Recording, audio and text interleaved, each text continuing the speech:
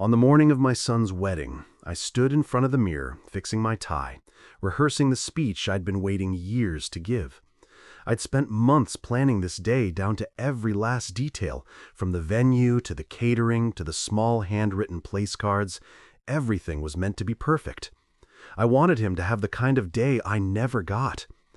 But somewhere between the morning coffee and the church bells, I forgot something important. That perfection isn't always appreciated, especially by those you love most. When I arrived at the venue, it felt like everything was exactly how I'd imagined it. White roses draped across the archway, golden lights spilling through the open doors, soft music humming in the background. I was proud, maybe too proud. But then he came over, tense and nervous, eyes darting around the guests like he was waiting for something to go wrong. He pulled me aside, away from everyone, and with that strange smile every groom wears when he's trying to hold it together, he said, "Dad, just please don't embarrass me today." I don't think I processed it right away.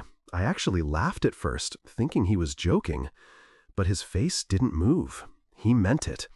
And that hit me harder than I expected. I wanted to ask what he meant. Embarrass him how? For being proud? For being emotional? For being there? But I didn't.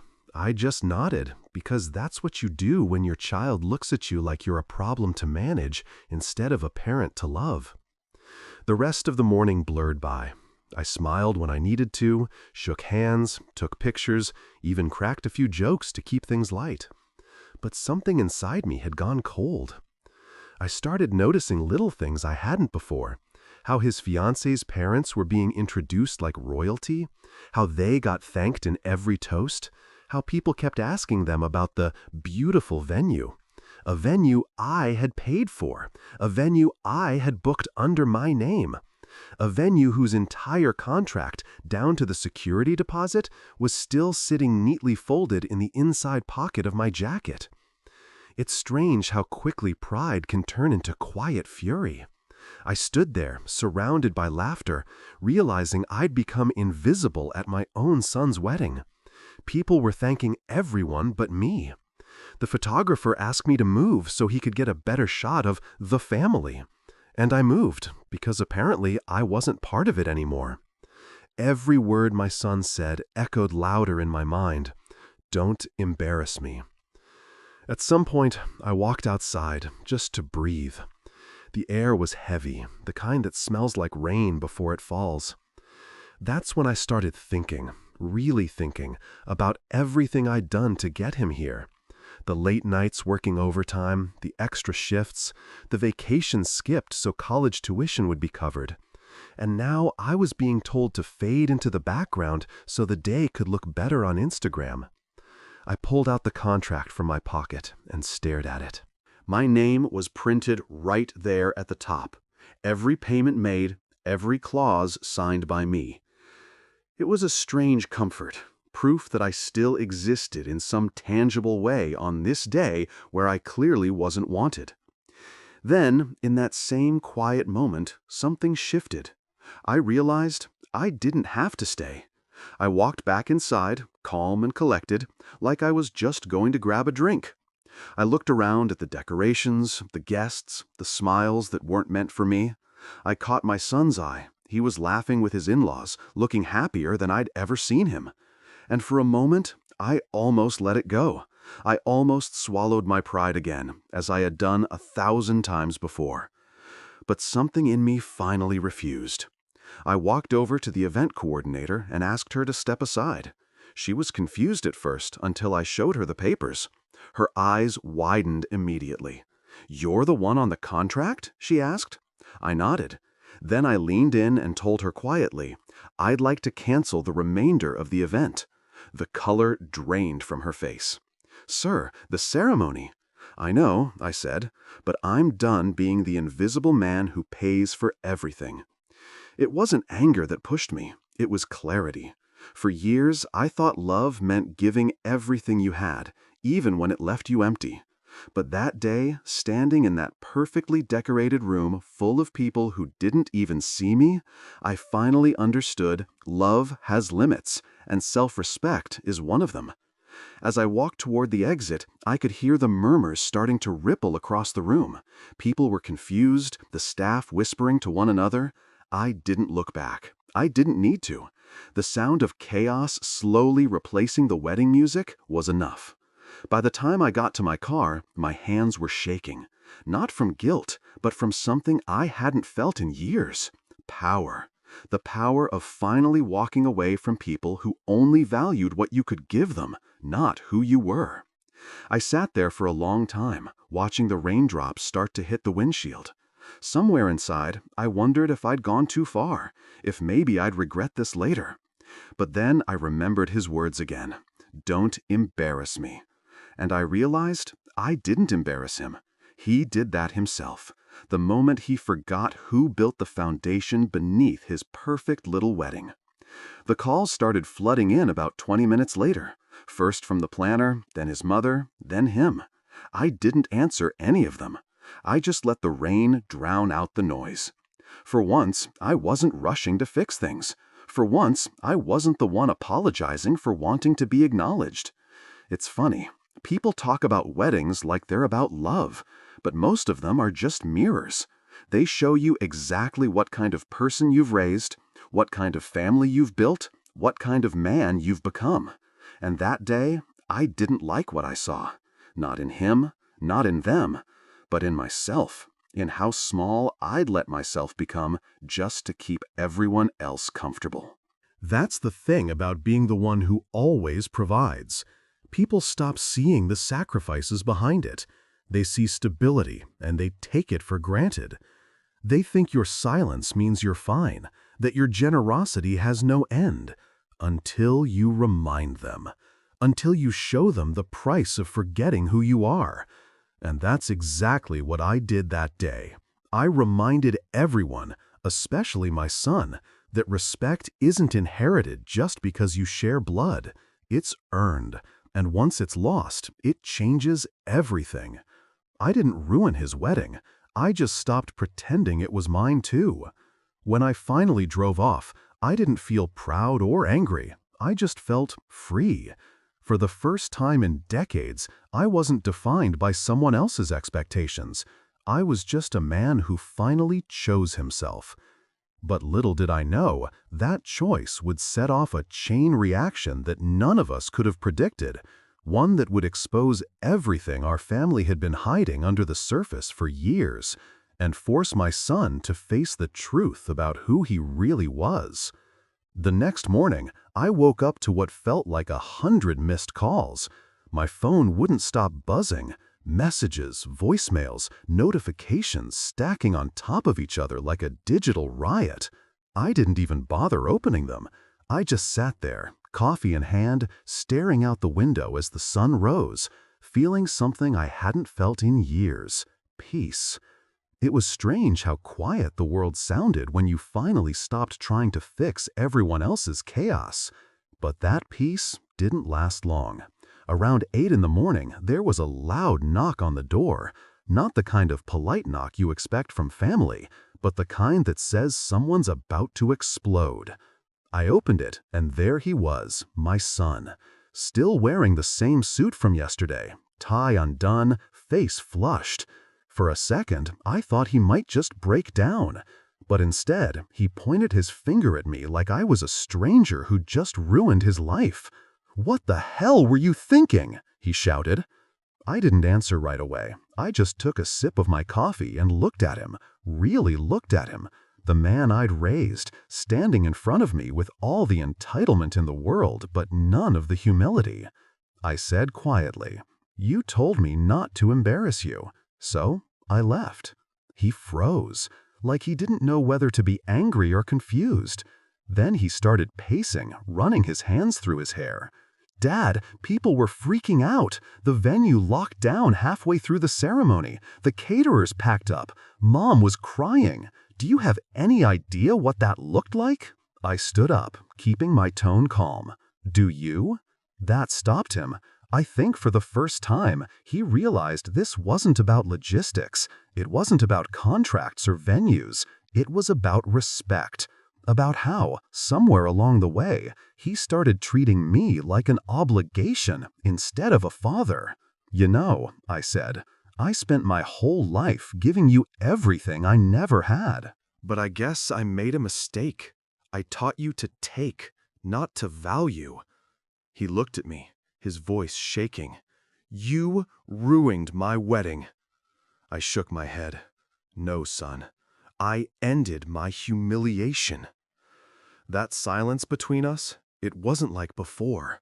It wasn't filled with anger. It was filled with realization. The kind that doesn't come all at once, but creeps in slowly, like cold water soaking through your clothes. He tried to argue after that, said he was stressed, that he didn't mean it the way it sounded, that he just wanted everything to go perfectly. I let him talk. I'd heard every version of that excuse in one form or another throughout his life. Always some reason why he couldn't just own his words. Always something or someone else to blame. Finally, when he ran out of things to say, I told him something I'd never said before. You wanted perfection, but real love isn't perfect. It's messy, uncomfortable, sometimes even embarrassing.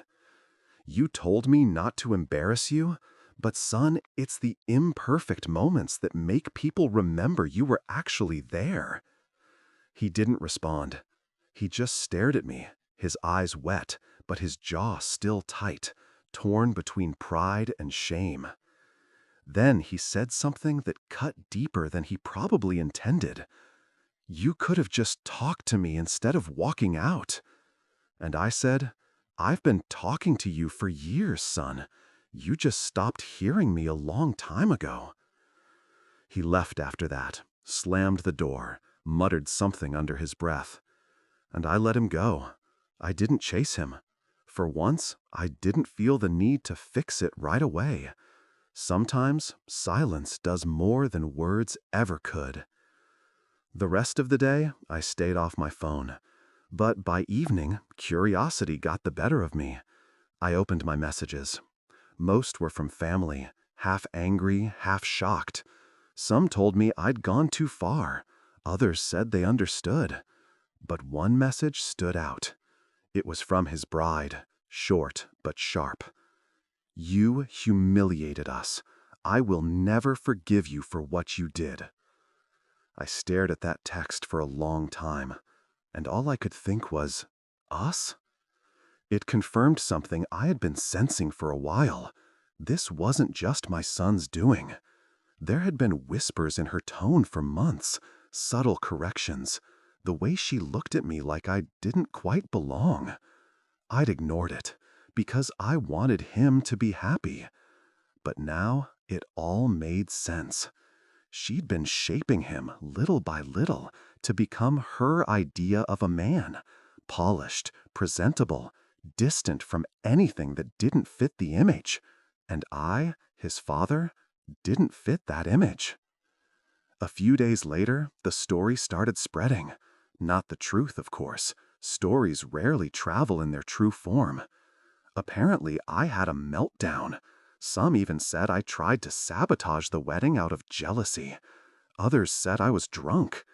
It was amazing how fast people could rewrite your life when it made for a better story. But something interesting happened too. A few relatives I hadn't heard from in years reached out privately. They said they understood. They'd been through similar things, being taken for granted, being labeled difficult just because they stopped being doormats.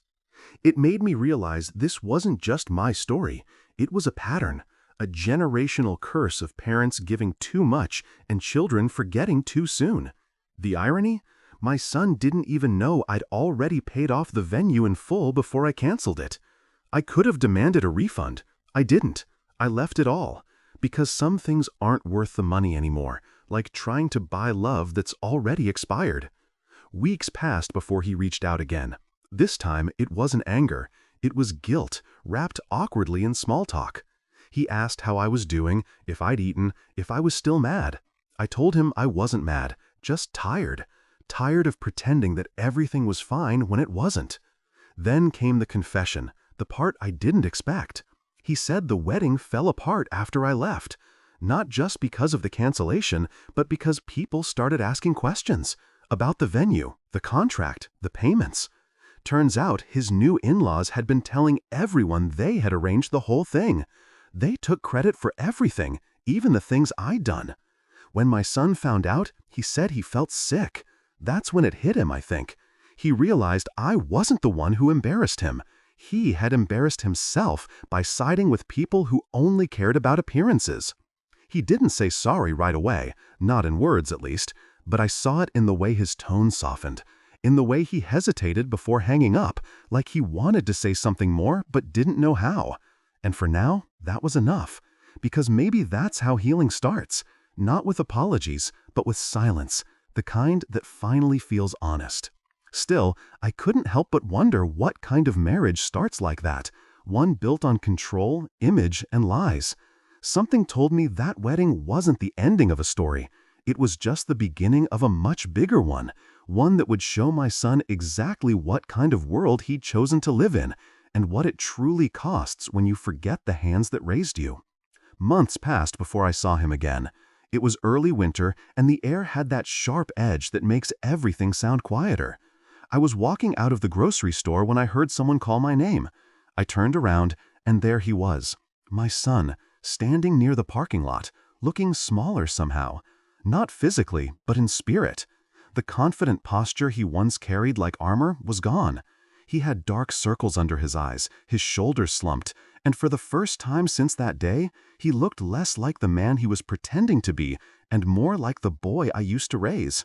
We didn't hug. We didn't even smile. We just stood there, both of us waiting for the other to speak first. Eventually, he said, "Can we talk?" We sat inside his car. It smelled faintly of perfume, but there was an emptiness to it. No wedding ring on his hand, no photo of his wife on the dashboard. I noticed, but I didn't ask. Instead, I waited, because I already knew something had gone wrong. He took a deep breath and said, "She left." I stayed quiet. He looked down, ashamed. "She said I embarrassed her, that I was too attached to the past, that I needed to grow up and stop letting you control my life." He laughed under his breath, but it wasn't funny. Funny thing is, I thought I was doing exactly what she wanted when I said that to you. It's strange how pain matures people faster than time ever can. He told me that after the wedding fell apart, so did everything else. The arguments started immediately, about money, about whose fault it was, about how she felt humiliated in front of her family. Every time he tried to explain, she twisted it into proof that he was weak, that he couldn't handle her expectations. He laughed under his breath, but it wasn't funny.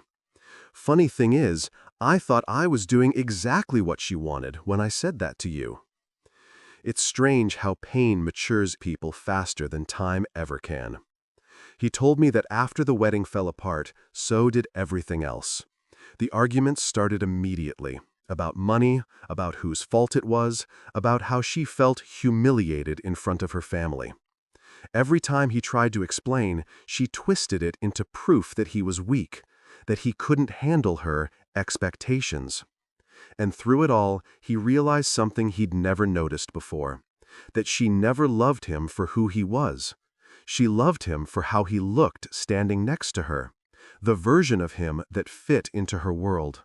And when that version cracked, she left. He turned to me then, eyes red, voice trembling. "I messed up, Dad." For a long moment, I didn't say anything. I just looked out the windshield, watching people push their shopping carts through the cold. Then I said, "You didn't mess up by choosing her. You messed up by forgetting yourself in the process." He nodded slowly. "I know." We sat there in silence, the kind that says everything words can't. I could feel years of resentment fading, not disappearing, but softening into something more real. Pain, yes, but also understanding. Because I knew what it felt like to love someone so much, you end up shrinking yourself to fit their comfort. And I wasn't angry at him anymore, just sad it took losing everything for him to see it. He told me he moved out of her apartment a few weeks ago, said he'd been staying with a friend until he figured out his next step. I asked if he was eating well, if he had money. He laughed again, shaking his head. "Always the dad," he said. Maybe that's just who I am. Even when I'm done giving, some part of me still wants to make sure he's okay. But this time, I wasn't offering to fix his life. I was just listening. Because sometimes that's what grown sons need.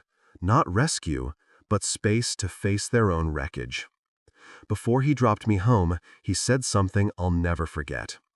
I used to think love meant protecting people from being embarrassed, but now I think it means standing next to them even when they are. I looked at him and said, "That's what I tried to do for you. You just didn't see it yet." He nodded, and for the first time in a long time, he looked me in the eye without guilt. It wasn't perfect, but it was human. And maybe that's all we were ever meant to be. Imperfect, learning, stumbling our way back to the people we once were before the world taught us how to pretend. A few days later, he came by the house. Not for help, not for money, just to spend time. We fixed the fence together, shared a meal, even laughed a little. He told me he'd been thinking about going back to school, maybe starting his own business. Something about building something of his own, something no one could take credit for. I told him I'd support him, but only if he understood one thing, that this time he wasn't doing it to prove anyone wrong. He was doing it to prove himself right. Over the next few months, he visited more often. Slowly, the distance between us began to close. There were still moments of awkward silence, but they didn't sting anymore. They were just part of the rebuilding process, like cracks that never fully disappear, but remind you where the strength came from. One night, while we were sitting on the porch, he asked, "Do you ever regret it, walking out like that?" I thought about it for a while. The chaos, the whispers, the judgment. Then I said, "No," because that day I stopped being afraid of losing people who weren't afraid of losing me. He leaned back, nodding, almost smiling. I get that now. It's strange. We spend so much of our lives trying to avoid being the villain in other people's stories that we forget sometimes being the villain is the only way to become the hero of your own. I didn't realize it that day, but walking out of that wedding wasn't the end of something. It was the beginning of setting boundaries that were decades overdue. As for my son, he learned the hardest lesson life can teach, that love without respect is just dependency dressed up in romance. And when someone asks you to be less of yourself to keep their love, that's not love. That's control. He still blames himself sometimes, I can tell. But now, instead of avoiding the pain, he faces it. He's quieter, humbler, more deliberate. And though I'll never say it to him directly, because fathers have their pride, I've never been prouder of him than I am now. Because he didn't just learn what respect means, he learned who he is when everything else falls apart. And as I watched him drive away that night, headlights fading into the dark, I realized something I never had before, that maybe that's what all this was for. The wedding, the walkout, the fallout. Maybe it wasn't about teaching him a lesson at all. Maybe it was about giving him a chance to finally become the kind of man who doesn't need saving anymore. The following spring, things had settled into something that almost felt like peace. Not the kind that's loud or full of celebration, but the quiet kind. The kind that sits in your bones after you finally stopped fighting with life. My son had started his new business, a small construction company with two of his friends. He worked long hours, came home covered in dust and paint, but he seemed grounded, real. Every once in a while he'd drop by unannounced. No agenda, no tension, just a quick meal or a coffee. And every time he did, I saw less of the proud, defensive boy he used to be, and more of the man I always hoped he'd become. But even then, I could tell something still haunted him, something unspoken. It wasn't until one evening in late April that I finally found out what it was. He came over, stood at the door for a long time before saying, "Dad, can I ask you something?" "Of course." "Do you ever feel like you did the right thing, but it still hurts too much to live with?" That question hit me harder than I expected, because I knew exactly what he meant. I told him, Every right decision I've ever made came with a price. The only difference between a good man and a fool is that the good man pays it with his eyes open." He nodded, staring at the floor. Then he said, "She called me." I waited. "She wants to meet. Says she misses me. Says she wants to try again." He said the words like they tasted bitter. Part of me still loves her, but the other part doesn't trust her. I keep wondering if I'm just being stubborn or if I finally learned. I looked at him and said, "You're not being stubborn. You're being awake. There's a difference." He leaned back in his chair, sighing. "She said I should forgive and forget." I shook my head. Forgiving isn't forgetting. It's remembering without letting it control you. But letting her back in, that's something else entirely. He didn't reply right away. The silence stretched between us until he finally said, "You were right that day, about love having limits." I smiled a little. "Took you long enough to see it." He chuckled, but his eyes were glassy. "I keep thinking about that wedding, about how angry I was, how I looked at you like you were the problem. It's the biggest shame of my life." And I said, "Good, let it shame you, but don't let it define you. Shame's not meant to bury you, son. It's meant to wake you up." That night, he stayed over. We talked about everything, not just the past, but things we'd never said before. How lonely he felt after Mom and I split years ago. How he thought money could fix everything. How he mistook control for love. And somewhere between those late-night confessions, something broke open between us. The old barrier that had always kept us polite but distant. He wasn't the perfect son, and I wasn't the perfect father. But for the first time, we were just two flawed men trying to understand each other. A few weeks later, I heard he met with her again. I didn't ask how it went, but I could tell from his silence that the answer was obvious. She hadn't changed. People like that rarely do. But this time, instead of chasing what was broken, he walked away. No yelling, no drama, no trying to make her see his worth. He just left. And that's when I knew my son had finally learned what I'd been trying to teach him his whole life, that dignity is worth more than love that costs you your peace. He started rebuilding in more ways than one. His business grew. He began mentoring a few younger guys from the neighborhood, teaching them trade skills. He even started volunteering once a week at a youth center, helping kids who didn't have fathers to look up to. I saw him changing, not just growing older, but growing deeper. He'd found purpose, and it looked good on him. One day, as we were driving back from one of his job sites, he asked me, "Do you ever think people can love each other and still destroy each other at the same time?" I said, "Of course, happens all the time. That's why love alone isn't enough.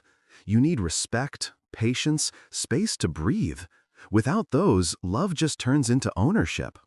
He nodded, quiet for a while, then said, "I think that's what she wanted, ownership.